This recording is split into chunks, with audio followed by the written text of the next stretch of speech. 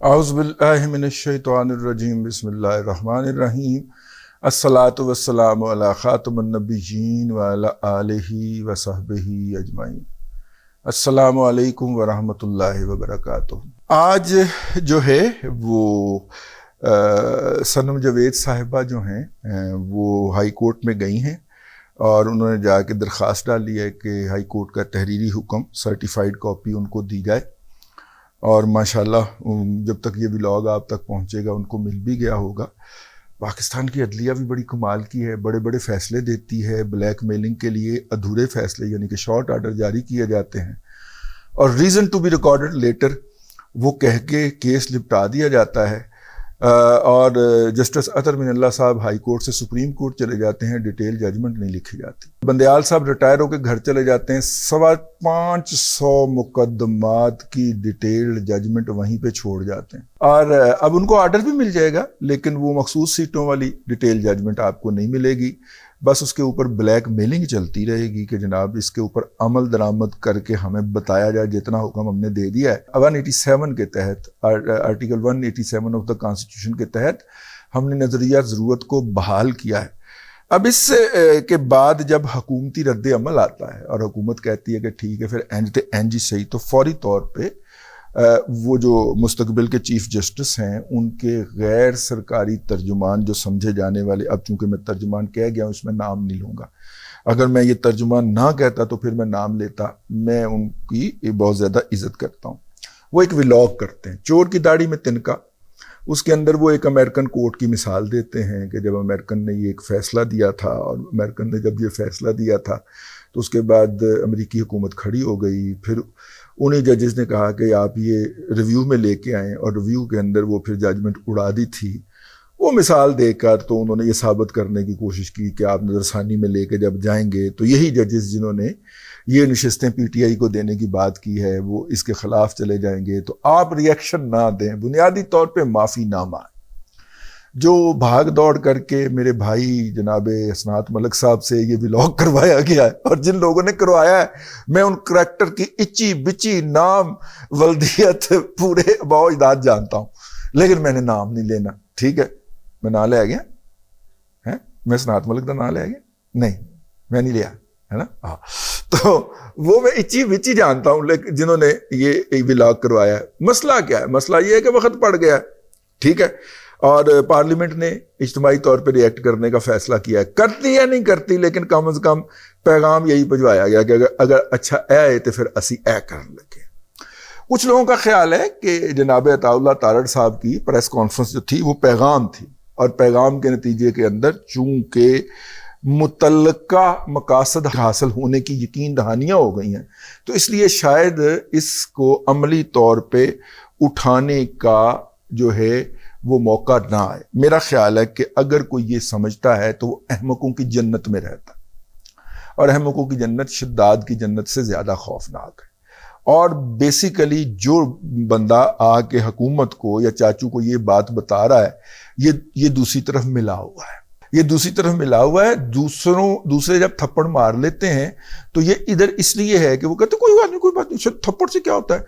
ایسی تو آواز آئی ہے اور کیا ہوا ہے، ٹھیک ہے نا، وہ کوئی بےزتی تو نہیں ہوتی تھپڑ سے، کوئی بےزتی تو میں تو آپ کو یقین دلاتا ہوں۔ اور اس کے لیے جو ہے وہ جو لا کی ٹیم ہے، لیگل ٹیم ہے موجودہ حکومت کی، اس کو دیکھا جائے، اس کے اندر سے آپ کو ایسے لوگ جو ہیں وہ مل جائیں گے۔ اچھا، یہ جو اس وقت دنیا کے اندر جہاں جہاں پہ پاپولرزم کی ویو ہے، بھلے وہ برازیل ہو، امریکہ ہو، پاکستان ہو یا انڈیا ہو، انڈیا کے اندر حالیہ دنوں کے اندر ان کے جو حال ہی دن میں چیف جسٹس ریٹائر ہوئے تھے وہ بی جے پی میں شامل ہو کے جناب مودی صاحب کو پیارے ہوئے ہیں۔ برازیل کے اندر جتنی وہاں پہ تباہی پھری ہے، اور وہ صدر جو لولا صاحب واپس آئے ہیں، وہ ان کو نکالنے کے اندر وہاں کی عدلیہ کا جو گھٹیا اور گھناؤنا کردار رہا ہے، اور بعض ججز کا رہا ہے، وہ اپنی جگہ کے اوپر پاپولرزم کی ویو کو وہاں پہ بھی ایکسپلائٹ کیا گیا۔ اچھا، اسی طرح امریکہ کے اندر اب آپ دیکھ لیں، بائیڈن صاحب جو ہیں وہ مختلف قسم کے اقدامات لے رہے ہیں، کیونکہ یہ بات طے ہے کہ 2 سال جو ہیں اگلے امریکی معیشت جو ہے وہ بحران کا شکار ہونے لگی ہے۔ افراط زر جو ہے وہ ناقابل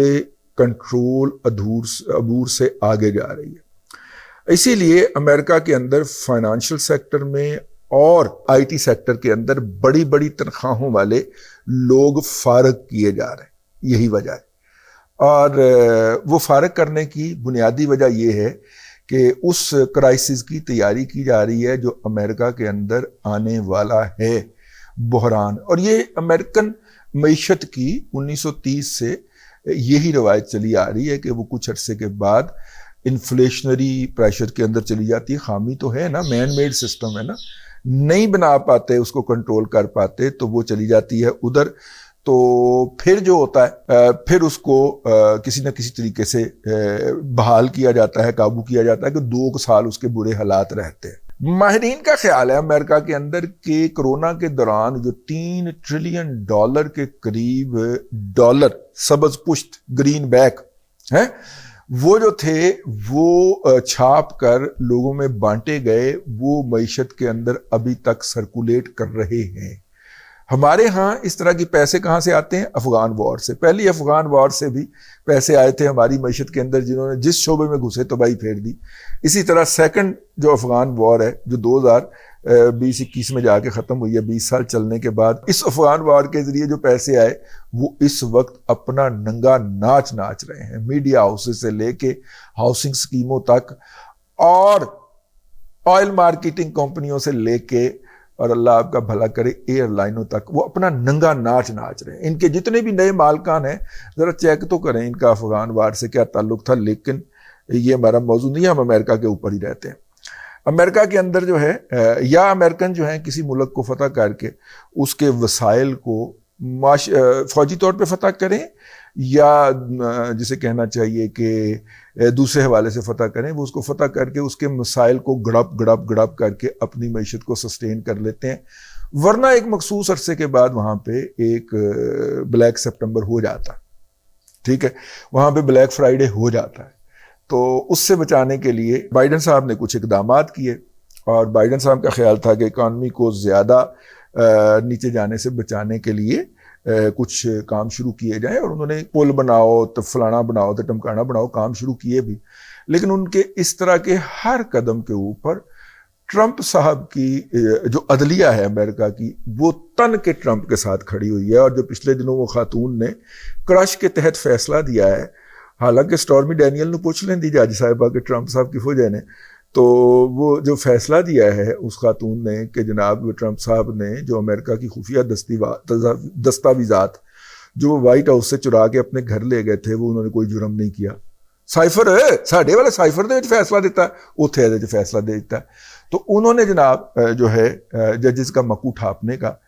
پورا انتظام کر لیا ہے، اور انہوں نے کہا ہے کہ جناب اب ان کو معافی نہیں دینی، ان کے اوپر کچھ نہ کچھ جو ہے وہ بارز لگائے جائیں گے، ریسٹرکشنز لگائی جائیں گی۔ ایک ذہن میں رکھیے گا کہ وہاں پہ یہ نہیں ہے کہ جج بیٹھ کے جج کو اپوائنٹ کر لیں، یہ نہیں ہوتا جس طرح ہمارے یہاں اندھی پڑی ہوئی ہے، ٹھیک ہے۔ وہاں پہ یہ ہوتا ہے کہ پارلیمانی کمیٹی پبلک ہیئرنگ کرتی ہے جو ٹی وی پہ لائیو جاتی ہے، تو اس میں سے نکلے ہوئے جج اگر یوتھڑ ثابت ہو سکتے ہیں تو ادھر تو ساریاں جعلی ڈگریاں نے، قاتل بیٹھے ہوئے نے، دہشت گرد بیٹھے ہوئے نے، ایتے تے بیڑے ہی غرق ہوئے پہنے نا۔ اور یہ قاتل، یہ دہشت گرد، یہ جعلی ڈگریوں والے آپس میں بیٹھ کے اپنی ہی طرح کے نئے قاتل، نئی دہشت گردی، نئی جعلی ڈگریاں، نئی ماما کے پلاٹ جو ہے نا ان کو انڈکٹ کر لیتے ہیں، اور ایویں سمبولیکلی نا اتنے چڑی رکھ دے ذرا، مطلب چگی مارنے کے لیے انہوں نے پارلیمانی کمیٹی رکھی ہوئی ہے۔ پارلیمانی کمیٹی نہ بھی کرے تو وہ پھر بھی ہو جانے، وہ صدر والی حیثیت بنا دی نا پارلیمانی کمیٹی کی، تو ہمارے نمائندے سٹینڈ نہیں لیتے۔ تو خیر یہ اپنی جگہ کے اوپر ہے۔ تو اب جیسے ہی انہوں نے کچھ سٹینڈ لینے کی بات ابھی کرنا شروع کی ہے، دوسری طرف 2 نمبر لوگ ہیں نا، کریکٹر لیس لوگ ہیں، دوڑیں لگ گئی ہیں، معافی نامے بھجوائے جا رہے ہیں۔ لیکن انہیں چاہیے تھا معافی نامہ کسی قابل اعتماد بندے کے ذریعے سے بھجواتے، ہمارے بھائی کی کون سنتا ہے، ٹھیک ہے نا،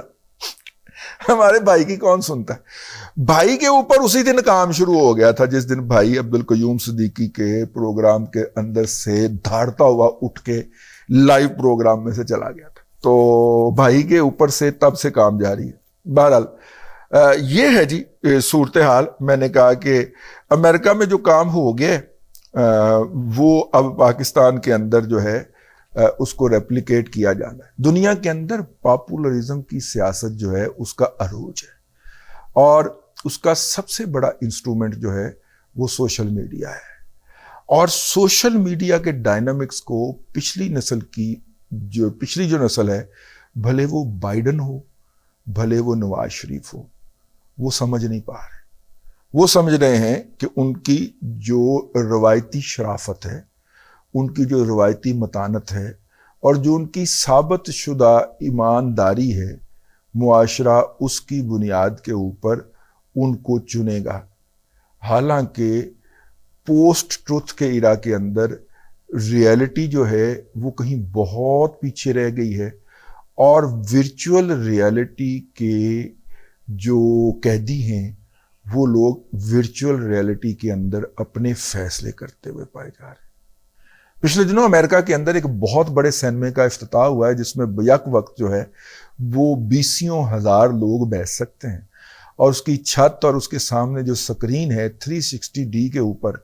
آپ اس کے اندر بہت سارے ایسے ناقابل یقین مناظر پیدا کر سکتے ہیں، اور ان مناظر کو محسوس بھی کر سکتے ہیں، اور ورچوئل امپیکٹ کریٹ کیے گئے ہیں کہ آپ اپنے آپ کو ڈائناسور کے برابر بیٹھ کے فلم دیکھتے ہوئے محسوس کر سکتے ہیں. سمیل بھی آپ کو ویسی سنگھائی جائے گی جیسی ڈائناسور سے آتی تھی، اور ہوا بھی آپ کے اوپر ایسے ہی پڑتی تھی جب ڈائناسور پھونک مارتا تھا، کرتا تھا، تو وہ جو اس کے نتنوں میں سے جو ہوا نکلتی تھی وہی والی پڑے گی. اس طرح کی ایک ورچوئل ریئلٹی والے سینما کا افتتاح ہوا ہے، اور کہا گیا کہ سینما کا مستقبل یہ ہے. امریکہ کے اندر ہے، شاید UAE کے اندر اس کا افتتاح ہو گیا. Welcome to the new world. اب تک کے لیے اتنا ہی. اگلے ویلاگ کے اندر پھر آپ کی خدمت میں حاضری ہوگی. اللہ تبارک و تعالی آپ کو آسانیاں عطا کرے، اور آسانیاں خلق خدا میں تقسیم کرنے کی توفیق عطا کرے.